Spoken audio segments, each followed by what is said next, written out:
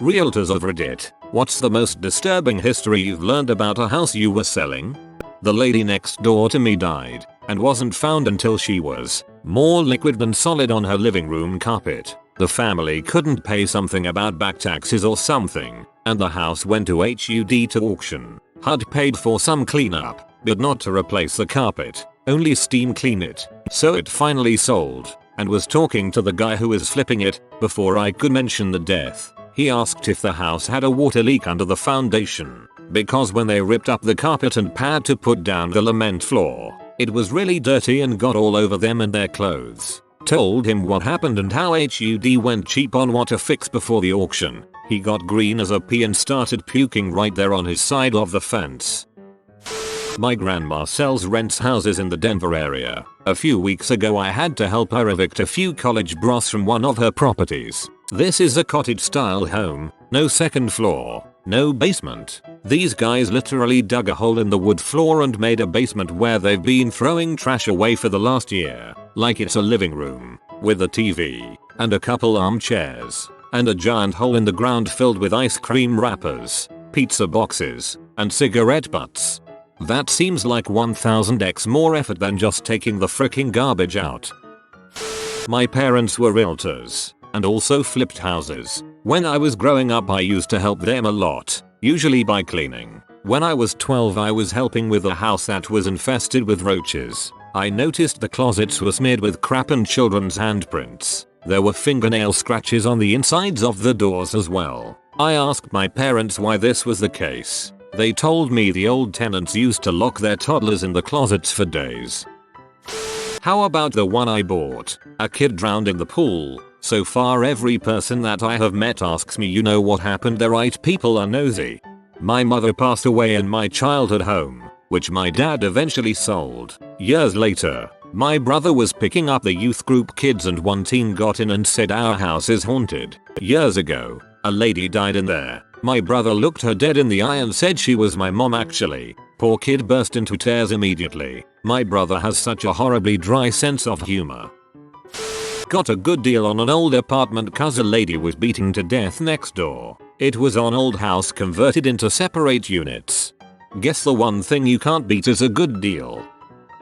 Not that I was buying but one I was visiting. I went to visit my sister in California and once I flew in I wanted to shower. Well, I took a long enough shower that the mirror was all steamy when I got out, except one tiny dot in the middle of the mirror. My immediate thought process was, oh weird, I guess if you draw on a mirror with Expo it won't steam around it. So I went to go investigate and upon looking right up to it I realized it was a freaking camera lens. Well, I freaked and ran out to her room and dressed, then went and told her. We went around our back and looked in a utility closet type thing that looked like it was in line with her room. Sure enough, the drywall had been cut away and repatched at some point. We cut it open and while there was no camera there was a little lens still stuck to the mirror. It's real freaky to think whoever was getting actually spied on and if they ever actually knew. Not a realtor, but I used to rent an apartment that was in a converted Victorian asylum. It was rumored to be haunted but I never heard or saw anything whilst living there. When I met with a letting agent to hand the keys back at the property, and for him to run through a final inspection he asked if we had been happy there. I said something to the effect of yes, but we were only moving as the landlord had it up for sale. It became clear he was after some kind of ghost story as he explained that none of his colleagues liked going to any apartments in the building because when taking photos to market one of them, the red eye detector kept triggering on his phone when no one was in frame. The poor guy looked nervous as heck the whole time we were there.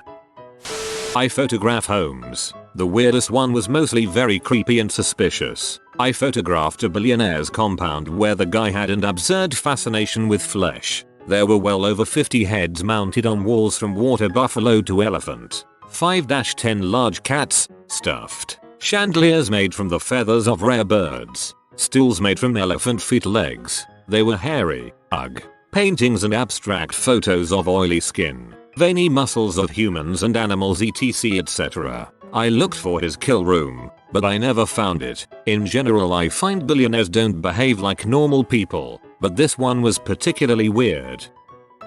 That there was a secret passageway and stairs between bedrooms on the second and third floors that no one now could find, but it was there. well hidden.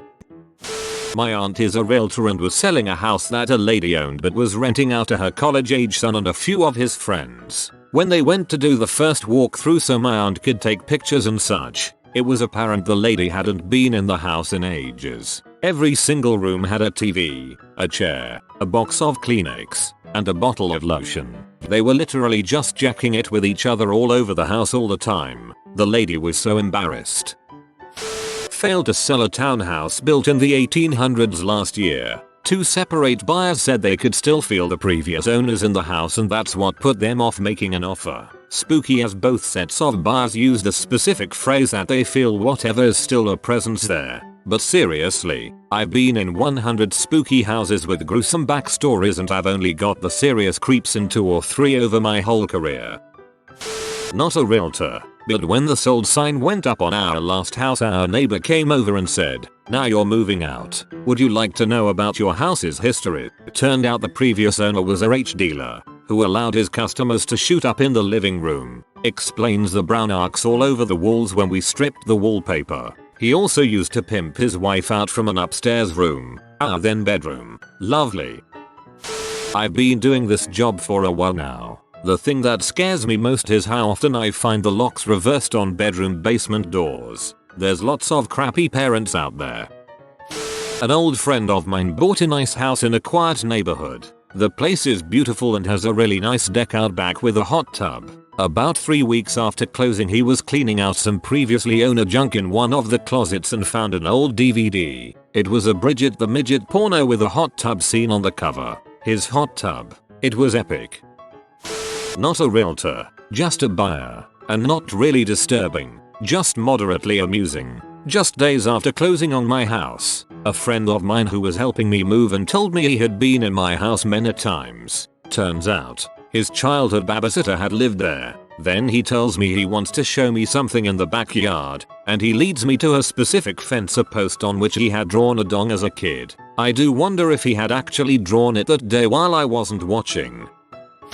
In Seattle there was a house just up the block from my work. This was probably around 2007-08 or so. There was a zombie-themed rave and said house became the after party. Most of the club kids knew each other and the ages ranged from like 16 to 21. Unfortunately they invited this loner dude who came over and started unloading a shotgun around 6:37 in the morning. Kids dressed like zombies were pouring out of the house, jumping over fences, into the street, into the backyard. Nobody knew who was actually wounded and who wasn't because everybody looked fricked up due to their costume. I think like 6-7 died. It was totally fricked and has always stuck with me. Probably because it was in my neighborhood in which I lived and worked. Eventually the house went up for sale and I always wondered how much the prospective buyers knew about what happened there. Houses in Seattle don't stay long on the market, so it had a lot of real estate agents and buyers coming and going. I also wondered if there was a little discount considering its history.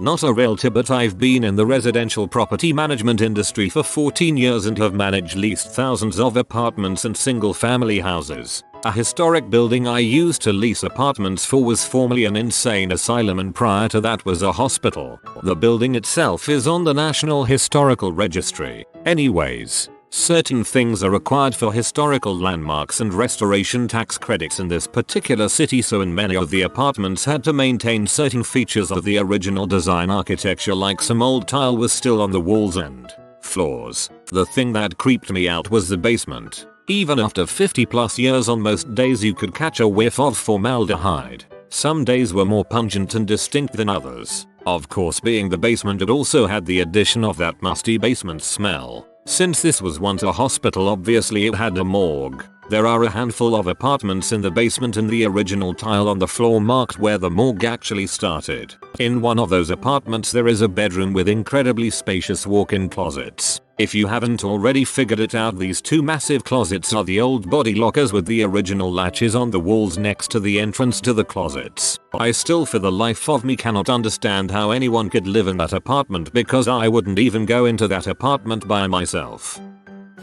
One of our sellers killed himself in their living room while we already had a buyer in place. Postponed the sale while the drywall was fixed. Didn't have to disclose. My uncle bought a caravan down the coast on a well-known beach. Just prior to selling it, police detectives turn up and turn the place upside down and inside out looking for some sort of information. Turns out the family of one of Australia's most notorious serial killers used to own the caravan many years ago. Not a realtor. Happened to some friends who bought a property, very old site, about 300 years old, which had been part of a convent. The living room of the nuns exactly. The aforementioned place had been refurbished as small apartments houses about 50 years ago. They went to live there and there was some maintenance given to certain places of the property. The common areas. There was a wall which was slightly wider than the others. They began to give maintenance to that wall, but the outer layer fell apart due to the rain and age. While trying to fix that, they found dozens of skeletons of babies. Very little babies and very old little skeletons. Well, authorities and historians came and went by, and they came to the conclusion that the nuns tossed their babies there right after giving birth to them. Lord knows if they were alive or dead by then. Not unheard of. Old religious orders were very strict about that, and there were even more gruesome policies regarding nuns' pregnancies.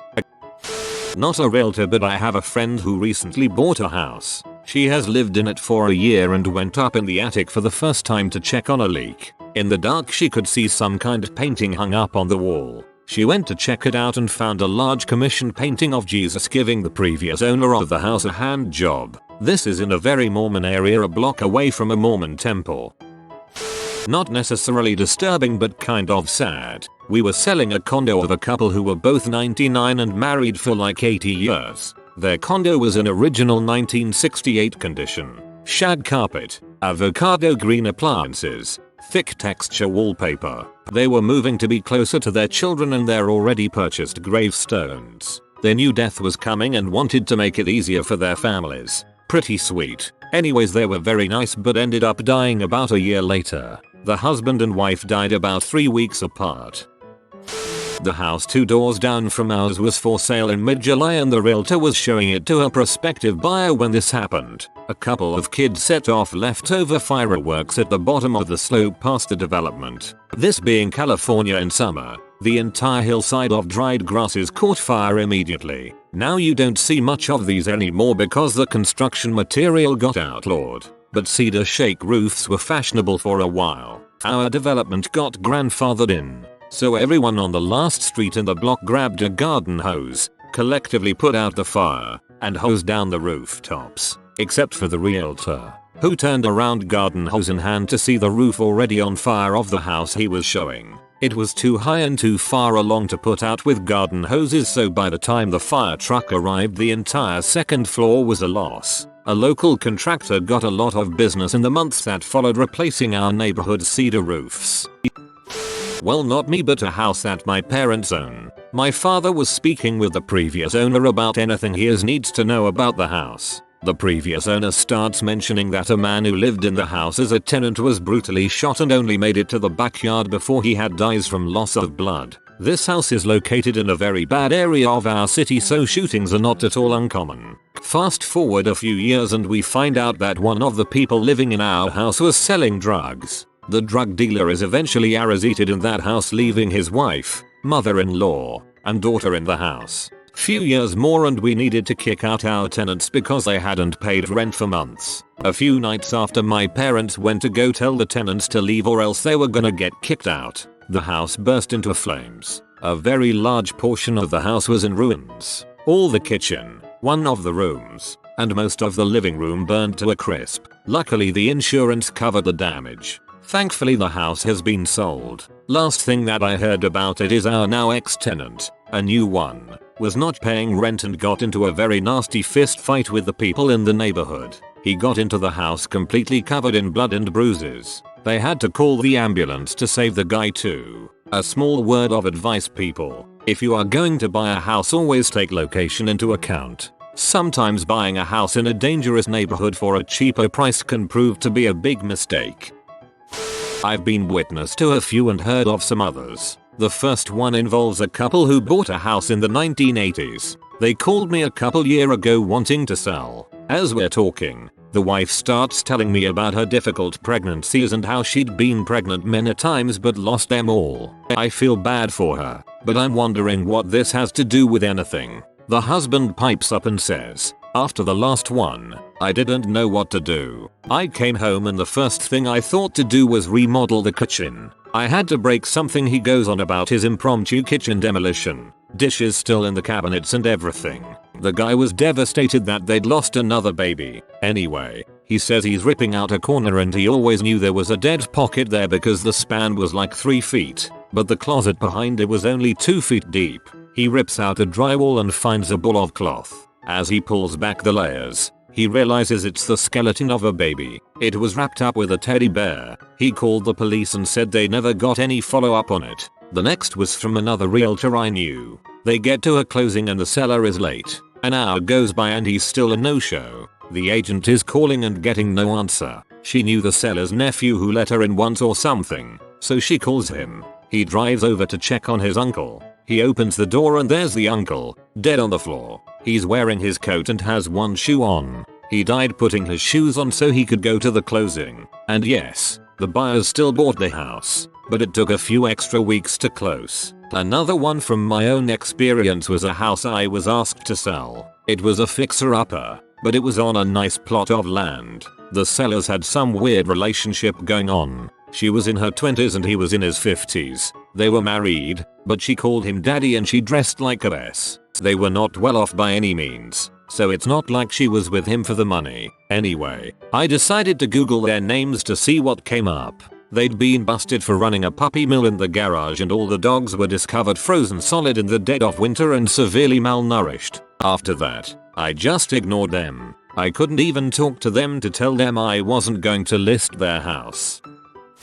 I'm not a realtor, but suppose the story's relevant. My extended family used to live in a really old house located just north of London. Previously it used to be Queen Victoria's stop when she was traveling in the area. I am told my uncle, Mum's sister's husband, when younger never believed in ghosts or spirits and would be the first one to call it a load of rubbish. He was sleeping one night and was awoken by a man staring at him at the end of his bed, dressed in an old army uniform. My uncle froze for a few seconds, panicked and flicked the bedside lamp on, and then the man vanished. He refused to sleep in that room from that night onwards. We later found out that the man was the previous owner who had returned from war to find his wife having an affair. He was so furious that his wife reported to have told her he would do the worst thing possible to get back at her. He took his twin sons, toddlers at the time, went to the back of the garden where there was a forest and shot them both dead before killing himself. The funny thing is that since my family bought the property, my uncle had twin sons, my mum had twin sons, and my uncle's brother, who is also a part owner of the property, had twin sons. The weirder part is that my brothers and my uncle and his kids were playing near the forest when they were in their early teens and kept on saying they heard boys laughing but couldn't see anybody there, not knowing the house's history. You have been visited by the Holy Doggo. Like this video and subscribe for a good luck. I publish new videos every day. Until then, check another video, or don't. Either way, have a great day, you magnificent people.